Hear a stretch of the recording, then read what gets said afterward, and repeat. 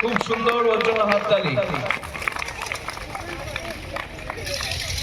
এবার নার্সারির আমাদের ছোট্ট শিল্পী ঈশান সরেন আমাদের জন্য একটি আবৃত্তি শোনাবেন।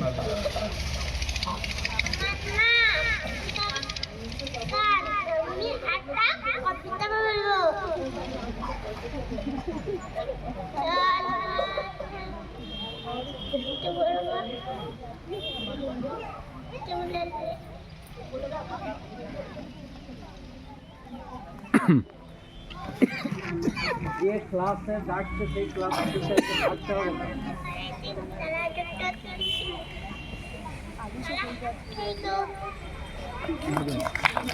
হাততালি ওর জন্য।